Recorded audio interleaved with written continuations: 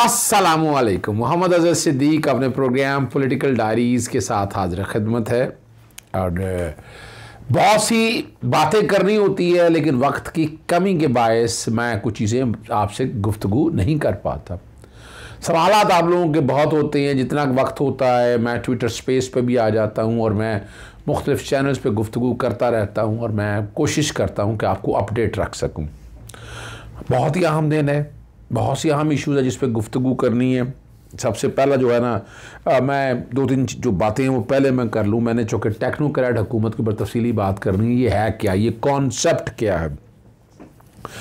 पाकिस्तान तहरीक इंसाफ ने आज से महंगाई मार्च, तहरीक, एहतजाजात वो ऐलान कर दिया। ये ज़रूरी था। एक आम आदमी पिस के रह गया महंगाई में, और ये हुकूमत ना तो महंगाई कंट्रोल कर सकी, ना पेट्रोलियम की कीमतें नीचे ला सकी, ना डॉलर नीचे ला सकी। ये याद रखना है। और दूसरा जो है वो इस्तीफ़े जो नेशनल असम्बली के, कौमी असम्बली के मंजूर नहीं किए, उसमें पाकिस्तान तहरीक इंसाफ सुप्रीम कोर्ट जा रही है। देखें, इसमें जावेद हाशमी का केस बड़ा क्लियर है, मैंने रात के प्रोग्राम में बता दिया था, लेकिन चूँकि लेटेस्ट डेवलपमेंट है तो आप से गुफ्तगू करना बड़ी ज़रूरी है कि उसके लिए सुप्रीम कोर्ट जाएंगे। और मैंने आपको उसका तरीक़ाकार भी बता दिया था, वजह भी बता दी थी। और अगली जो बात है वो है कि नेशनल सिक्योरिटी काउंसिल का इजलास आज होगा। बड़ी बुरी तरह पिट चुकी है मौजूदा हुकूमत और एक्शन प्लान नाकाम हो चुका है। और जनरल बाजवा साहब के बारे में जो अब जो बातें हो रही है ना, यानी मैं आपको कहा था कि जनरल बाजवा जो है ना फंस गए हैं सारे काम में। क्या ज़रूरत पड़ती थी, ये एकदम हामिद मीर आना, जावेद चौधरी का कॉलम निकलना। अब मंसूर अली खान ने जो बात की है मैं वो भी गुफ्तगू करूँगा। सियासी और एक आखिरी बात जो करते हुए वो है हॉर्स ट्रेडिंग के बारे में। पंजाब में कुछ MPs ख़रीद लिए, और अब जो तरीके एतमाद में जो वोट लेने का जो प्रोसेस लेट है वो इसी वजह से उनको होटल में रखा हुआ सख्त निगरानी में। और मैंने इसीलिए ट्वीट किया है कि पुलिस और स्पेशल ब्रांच कहाँ गई है, उसको नहीं समझ आया। वो ट्वीट बैकग्राउंड पे आपका साथ चल रहा होगा। आगे आपको लेकर चलते हैं कि टेक्नोक्रेट मकसद क्या है, क्या टेक्नोक्रेट की आइन में गुंजाइश है। तो जवाब बड़ा सीधा सा, जी बिल्कुल गुंजाइश नहीं है टेक्नोक्रेट हुकूमत की आइन में कोई गुंजाइश नहीं। जब आप देखिए, सबसे पहला जो प्रोसेस है वो है असेंबलियाँ तहलील होना। और इमरान खान साहब और PTI वाले इंटेलिजेंटली मेरा ख्याल इस बात को समझ रहे हैं और इस पर अमल कर रहे हैं कि असेंबलियाँ पहले तहलील कराएं। और टेक्नोक्रेट हुकूमत, देखिए टेक्नोक्रेट हुकूमत निगरान हुकूमत में आ जाए, जो मर्जी लोग आ जाएं, आपको तो एतराज़ नहीं होना चाहिए। निगरान हुकूमत में टेक्नोक्रेट आ जाए, जो लोग मर्जी आ जाएं, आना चाहिए उन्हें आगे। मैं तो कहूँगा कि पाकिस्तान की मईशत ठीक करनी है तो बिल्कुल टेक्नोक्रेट लोग आगे आ जाएं। लेकिन आइन पाकिस्तान 1973 के तहत आइन का आर्टिकल 224 बैकग्राउंड पे चल रहा है। 224 में दिया 90 दिन के अंदर अंदर आपने इलेक्शन करवाने, और उसका प्रोसेस यही है। अपोजिशन लीडर की तैनाती मैंने आपको पता चैलेंज की हुई है। राजा रियाज की जो तैनाती बनाई है पाकिस्तान तहरीक इंसाफ से, और वहाँ बैठा हुआ मिली भगत के साथ ये जो कुछ किया। और अपोजिशन लीडर का रोल देखें क्या करना है, मेंबर इलेक्शन कमीशन और चीफ इलेक्शन कमीशन तैनात करना, ये बड़ा अहम रोल है। 200 आर्टिकल 13 के तहत ज़िमनी इलेक्शन आर्टिकल 224 में रोल है उसका।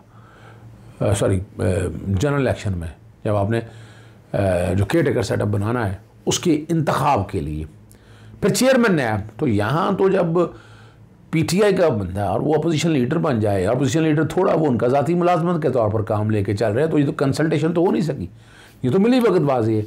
इसलिए चेयरमैन नैब की मैंने रात आपको बता दिया था कि मैं तैनाती चैलेंज करने जा रहा हूँ, और उसका मेन वजह यही है। और इसीलिए मैंने अपोजिशन लीडर की तैनाती भी मैंने चैलेंज की हुई है, और लाहौर हाई कोर्ट ऑलरेडी उस पर नोटिस जारी कर चुकी है, और उस पर मैंने बाकायदा ख़त भी लिख दिया है इस बारे में कि ये मैंने चैलेंज किया है, और कोशिश करूँगा कि उस बात को आगे मैं लेकर चलूँ। तो अब मैं लेके चलता हूँ आपको टेक्नोक्रेट की जो बात हो रही है।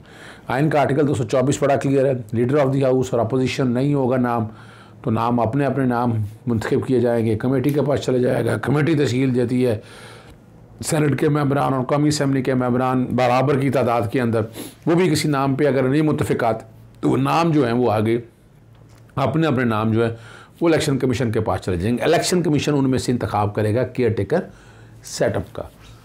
और 224 वो प्रोसेस 224 में ये प्रोसेस सारा दिया है। और केयर टेकर सेटअप आ गया। अगर केयर टेकर सेटअप अपने टाइम वक्त पे इलेक्शन नहीं करवाता तो आइन का आर्टिकल 254 जो है ना उसको प्रोटेक्शन देता है। मोहतरमा बेनज़ीर भुट्टो की शहादत वाला अगर आपको याद होगा, वहाँ 3 महीने में इलेक्शन नहीं हुए थे। तो ये टाइम जा सकता है आगे 4 महीने 5 महीने, यानी ये लेकिन इलेक्शन कराना ही मकसद होगा इनका। ये परमानेंट सोल्यूशन नहीं है, ना हो सकता है। अगर कोई ऐसा करेगा, डिले करेगा तो आला अदालतों में चैलेंज हो जाएगा और कोर्टें इंटरफेयर करके इलेक्शन का ऐलान करें। इलेक्शन ना कराने से इलेक्शन कमीशन भाग सकता है।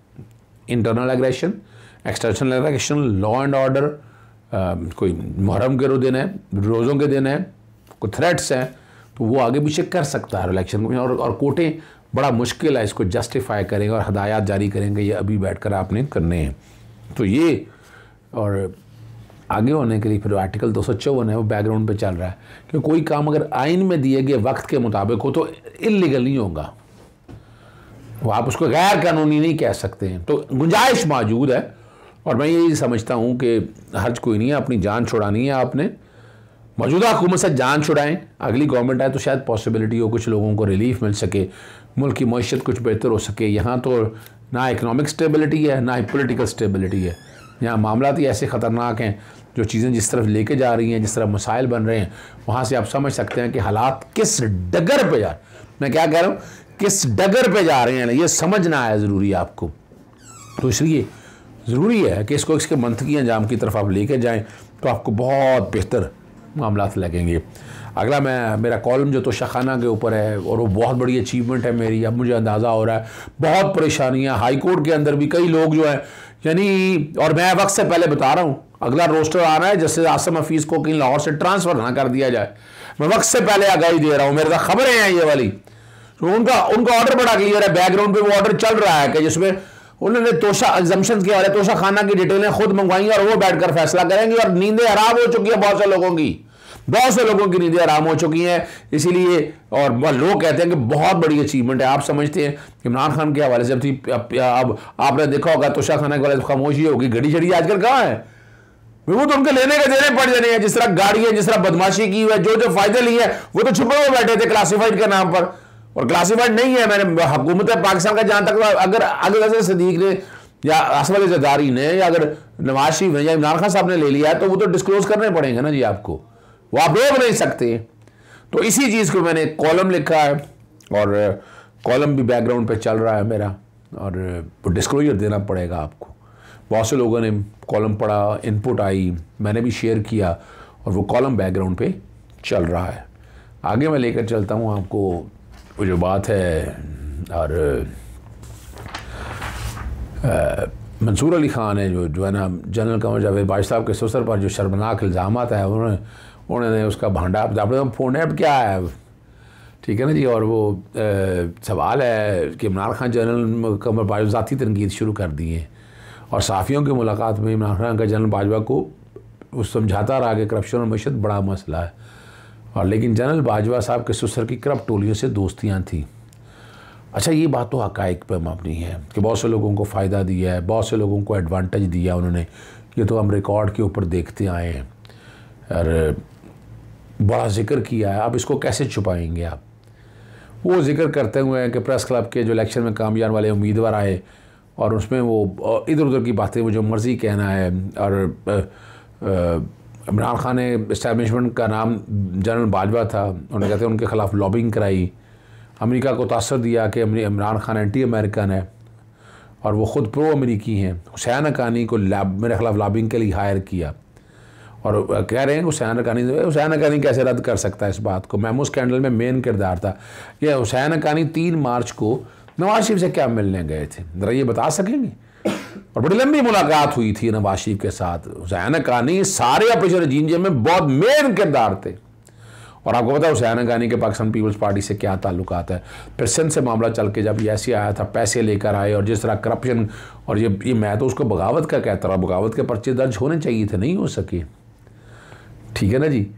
और इसी तरह जो है वो दूसरी बात है, जो दूसरा है शहबाज शरीफ की जो दावे जो आगे हैं वो उस पर जनरल कमर जावेद बाजवा खुद नहीं है, उसके करीबी ज़राए की बातें कर रहे हैं। उस क्लिप के बारे में आमन मीर का वो छोटा सा क्लिप है चला देता हूँ कि जिसमें वो कि इमरान खान को हुकूमत में लाकर इस्टेब्लिशमेंट ने बहुत गलत किया, ये वो बताना चाह रहे हैं। इमरान खान को हुकूमत में लाने में शहबाज शरीफ का हाथ है। वो 3 जनरल बैठे हो कि जनरल का जावेद बाजवा साहब और DGI जनरल मुख्तार साहब, नवीद मुख्तार साहब और अपना DGC उस वक्त थे जनरल फैज़ हमीद साहब।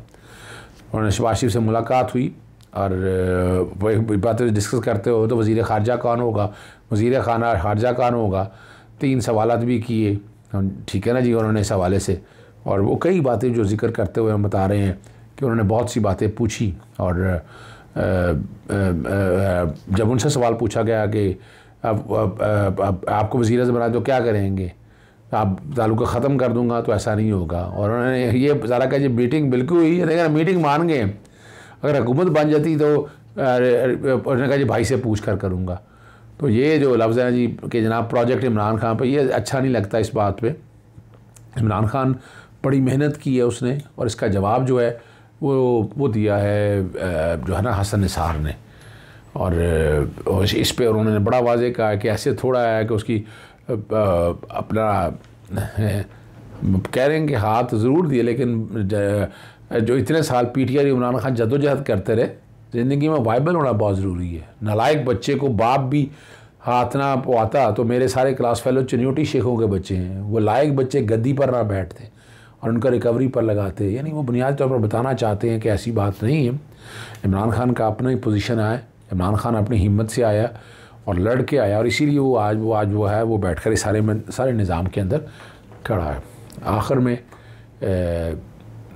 जमील फ़ारूकी के साथ प्रोग्राम में मैं आपको नहीं दिखा सका मेरा उतना सा प्रोग्राम, आप देखिएगा मैंने क्या गुफ्तगू की है। अज़हर सिद्दीक़ साहब की तरफ आता हूँ। अज़हर सिद्दीक़ साहब, बहुत शुक्रिया आपके वक्त के लिए। You are always very kind to me, आप हमारे लिए वक्त निकालते हैं। ये पहली बात तो ये बताइए, खान साहब जो है अनाउंसमेंट पहले कर देते हैं, 17 को कहा कि 23 को दोनों असम्बलियाँ तहलील कर रहा हूँ, बीच वालों को पूरा मौका मिल गया। अब फिर 28 को सब ने जाना था, स्पीकर सामने पेश होना था, 3 दिन पहले बता दिया, वो स्पीकर साहब निकल गए। PTI वाले कह रहे हैं कि उन्होंने राह फरार इख्तियार कर लिया। तो क्या अब बीच में क्या रास्ता बनेगा कॉन्स्टिट्यूशनली, अगर ये अब भी जाकर ये साबित करना चाहें कि इस्तीफे हमने दिए थे? बहुत शुक्रिया जमील फारूकी साहब। इमरान खान साहब की सियासत में मैंने एक सफाई देखी है जी कि वो मुनाफिकाना पॉलिसीज या हिपोक्रेसी या डिप्लोमेसी पे यकीन नहीं रखते हैं। वो मैदान में आकर खेल रहे हैं और सामने खेल रहे हैं और ललकार कर खेल रहे हैं। वो आकर बता रहे हैं कि भाई मैं असेंबलियां तहलील करने लगा हूं। ये ना कहे कि जनाब कोई 24 घंटे पहले जैसे आपके सामने है एतमाद का वोट लड़ना था, छुपके रात को लेके आया ना गवर्नर। और गवर्नर तो वफाक का नुमाइंदा है, गवर्नर का PDM की जमात से क्या ताल्लुक है। और दूसरी तरफ वो भी छुप के तहरीक एतमाद और सामने आके खेलो, बताओ जी के बताते ही है कि फलान डेट को हम तहरीक एतमाद ला रहे हैं, एतमाद का वोट फलान डेट को ला रहे हैं। तो यहाँ ये बड़ी क्लैरिटी के साथ बता दिया। और इमरान खान ने सामने आकर मैं देखे वो कह भी सकता था, वो 17 को भी हो सकती थी, वो 24 नवंबर को भी हो सकती थी, पूरा मौका दिया आ जाए मैदान में। अब तो मुनाफिकाना खेल रहे हैं, अब तो फाउल प्ले खेल रहे हैं ना। अब आप क्या कर रहे हैं, इन्होंने मुल्तान से कुछ बंदों से राब्ता किया है, पैसे दिए हैं, वो तोड़ के और वो बड़ी हैरान की बात हुई, बिलावल भुट्टो जो है वो अब तकरीर करते हुए कहते हैं कि जनाब साजिश अमेरिका ने नहीं, आपने की है, बिलावल हाउस ने की है। वो कहते हैं बिलावल हाउस ने साजिश की है खान साहब के खिलाफ, व्हाइट हाउस ने नहीं, बिलावल हाउस ने। इसका मतलब है ऑपरेशन नजीम चेंज मान लिया उन्होंने। यानी अब क्या रह गया, यानी बजाय ये कहने के भैया बात, और दूसरा ये कि आने को पता नहीं है कि सिंध से निकले हैं आपने तो कबूल कर लिया। और मैं तो इसको बगावत के जुमरे में लेता हूँ, सेडिशन के जुमरे में लेता हूँ। इमरान खान साहब की गवर्नमेंट ने बड़ा हल्का हाथ रखा था। अब भी देखे ना, अब भी मिसाल के तौर पर ये इस्तीफे जो देने हैं, इस्तीफे तो इस्लामाबाद हाईकोर्ट का फैसला बड़ा क्लियर है इसके ऊपर। स्पीकर जो है ये आइन तोड़ रहा है, स्पीकर आइन की खिलाफ वर्जी कर रहा है। स्पीकर ने पहले भी जो अपोजिशन लीडर जो मुंतखब किया वो आइन और कानून की धज्जियां बखेरी हैं। एक 20 नंबर का आदमी, यानी 2 नंबर नहीं मैं कह रहा, सॉरी 20 अपना सीटें लेकर, और आप बन गए वहां के अपना अपोजिशन लीडर। भाई कानून क्या कह रहा है, मेजॉरिटी न्यूमेरिकल स्ट्रेंथ है। अभी तो इस्तीफे नहीं हुए, तो किस कैपेसिटी में उसने इसको नॉमिनेट कर दिया, से बेहतर था। लेकिन वजह क्या थी कि उन्होंने अजहर भाई आपकी इजाजत जी, अजहर भाई कंटिन्यू कीजिएगा। देखिए बड़ा जुल्म है और हमारी अदालतों का इसका नोटिस लेना ये भी एक तकलीफदेह बात है। जो जमहूरियत की बातें करें, जमहूरियत की नफी है। यानी आप अपोजिशन लीडर की सीट तो संभाल नहीं सकते, और वो मुनारफ अराकीन, यानी आप क्या जमहूरी रवैयों को कर रहे हैं, और वो बंदा जो कह रहा है कि मैंने इलेक्शन लड़ना है अपना PMLN की सीट से, और अपोजिशन किस बात की हुई? ये तो हौसला है, जमहूरियत का फाशिज्म की बेहतरीन मिसाल है। मैंने खत लिखे उसी स्पीकर को जिसकी आप बात कर रहे हैं कि हटाओ इसको, अपोजिशन लीडर को। वो अपने पास छुपा के बैठा रहा, मुझे कोर्ट जाना पड़ा। कोर्ट ने कहा ऑर्डर पास करने को, वो ऑर्डर क्या पास कर दिया हवा में, अच्छा उस ऑर्डर की कॉपी ना देते रहे। फिर मैं चला गया हूँ, फिर कोर्ट ने बाकायदा इस आईनी दरखास्त के ऊपर नोटिस जारी करते हुए जनवरी के लिए रख लिया है। और ये तकलीफ, और उस स्पीकर से आप उम्मीद रख रहे हैं, यानी बातें बड़ी कर रहे हैं स्पीकर से। बैठे वो मुलाजम है कौम का, बैठे हुए असेंबली के अंदर, असेंबली से बैठने की बजाय भाग गया वहां पर, और बातें जो मर्जी कर रहे हैं। आए बैठे, फेस क्यों नहीं करता? नहीं। और उसमें ऐसी एक और चीज अजहर सिद्दीक साहब, एक और चीज, स्पीकर साहब नहीं होंगे तो डिप्टी स्पीकर होंगे, डिप्टी स्पीकर नहीं होंगे तो वो पैनल ऑफ चेयर होता है मेरे ख्याल में। आपको याद नहीं है आज सादिक साहब ने उस वक्त क्या किया था जब 9 और 10 अप्रैल की दरमियानी रात? अगर ऐसा कुछ है तो there is always rules of business जिसको आपको फॉलो करना होता है। तो मेरा तो नहीं ख्याल कि इसमें कोई कबाहत है। देखिए, ये जान के टेक्निकल खेल रहे हैं, ये असल में जो बुनियादी तौर पर ना बेवकूफ बना रहे हैं कौम को। और यहाँ इस्लामाबाद हाईकोर्ट का फैसला बड़ा क्लियर है सर, यानी इसके लिए क्या सिर्फ शो ही करना ना, इंटेंशन और मोटिव वहां बैठ गया। नहीं, स्पीकर के जैसे मैंने बताया अपोजिशन लीडर के लिए जो इन्होंने कि ड्रामेबाजी जो की इन्होंने कुछ ख्याल नहीं आया इनको। ये तो देखिए, मैं जमील फारूकी साहब, डिक्टेटरशिप के दौर में ये जो कुछ नहीं हुआ, जो कुछ अब हो रहा है। अभी आपने जो पहले सेशन में बात कर रहे थे, इलेक्शन कमीशन का रोल तो आपने देख लिया ना। इलेक्शन कमीशन, ये आईन पाकिस्तान 1973 मेरे सामने पड़ा हुआ है, आइन का आर्टिकल 218 पढ़ ले। इलेक्शन ट्रांसपेरेंट, फ्री, फेयर कराने और करप्ट प्रैक्टिसेस को गार्ड कर रहे हैं। यहाँ क्या कर रहे हैं? आप तो टूल के तौर पर प्ले कर रहे हैं, आप तो उनका एक आला एक कार बने हुए हैं। और ये इतनी तकलीफदेह बात है। और जब वो अख्तर साहब वहां पेश हुए, साहब का अटॉर्नी जनरल, इसका मतलब क्या है? यानी वफाकी हुकूमत की हवा निकली हुई है। आपकी इजाजत से अजहर सिद्दीक साहब, आप बात कर रहे थे, आपका राब्ता मुनक़ता हो गया था सर, कंप्लीट कर लीजिएगा अपनी बात। अच्छा देखिए, मैं जो देख रहा हूँ ना, मैं आईने पाकिस्तान 1973, और मुझे दुख और अफसोस इस बात का है कि इलेक्शन कमीशन ऑफ पाकिस्तान एक कॉन्स्टिट्यूशनल बॉडी है, उसका किसी हुकूमत के साथ ताल्लुक नहीं है। यानी इसमें जब इलेक्शन कमीशन के बदियाती इलेक्शन में अख्तर साहब पेश हुए, साहब का अटॉर्नी जनरल है, वो तो बीमार थे, वो अगर आए हैं, इसका मतलब जैसे मॉडल टाउन की सानिया की इंक्वायरी, अगर आपको मैं सिर्फ आपको बताना चाहता हूँ कि वहाँ सब इंस्पेक्टर ना एक भारी भरकम करोड़ों रुपए आई ने। आजकल जो अटॉर्नी जनरल अभी बने हैं मंसूर अबान साहब, वो भी वकील, यानी नून लीग के वकील थे, वो यानी किनकी तरफ से पेश हो रहे थे? सब इंस्पेक्टरों की तरफ से। तो यहाँ भी नजर आ रहा है कि उनका एजेंडा क्या, और इलेक्शन कमीशन का जो इमरान खान साहब इल्जाम लगा रहे हैं, बातियों नजर में वो तो सच साबित हो रहे हैं। इलेक्शन कमीशन तो अपने आईनी इख्तियारात, ये जो डिक्टेटर के दौर में ऐसा नहीं हुआ, और वो बातें वो जितनी मर्जी करा लें, आप जिससे मर्जी करा लें। यहाँ पर हमारी अदालतों ने एक्शन कोई ना लिया, इलेक्शन कमीशन के खिलाफ तो इतना सीरियस केस ये रिमूवल का बन चुका है। यानी यहाँ देखा जाए, ना सिर्फ अपना वो हलफ तोड़ रहा है, बल्कि याद रखिएगा, मिसकंडक्ट के जुमरे में भी आता है। जुडिशल काउंसिल के पास कंप्लेंटें बहुत सी पड़ी हुई हैं इलेक्शन कमीशन के अगेंस्ट लेकर। वंस फॉर ऑल ये सारा काम करना चाहिए, वरना तो लोगों को ट्रस्ट ही नहीं है। मुझे तो वो दिन भी याद है, वोट ऑफ नो कॉन्फिडेंस के हवाले से 7 अप्रैल 2022 मैं कोर्ट में मौजूद था, जब ये कंसेंसस तकरीबन इस तरह का बन गया कि जनाब इलेक्शन हो जाए, और ये चूंकि असम्बलियां तहलील हो गई हैं, अदालत ने ब्रेक ली, दरवाजे बंद थे। जब दरवाजे बंद खुले तो इलेक्शन कमीशन अंदर बैठा हुआ था, वहां के कहने लगा हम तो 6 महीने 7 महीने इलेक्शन ही नहीं करा सकते। वो भाई इलेक्शन कराना है तो तुम्हें तो आज कहा जाए, तुम तो फौरन कहोगे। ये तुम्हारी आईनी और कानूनी जिम्मेदारी। पूरा साल किस्मत की तनख्वाहें लेते हैं भाई, पूरा साल आपका सारा स्टाफ तनख्वाहें किस बात की लेता है? आप जवाब। इजाजत चाहता हूँ। अस्सलाम वालेकुम, अल्लाह हाफिज़, पाकिस्तान जिंदाबाद।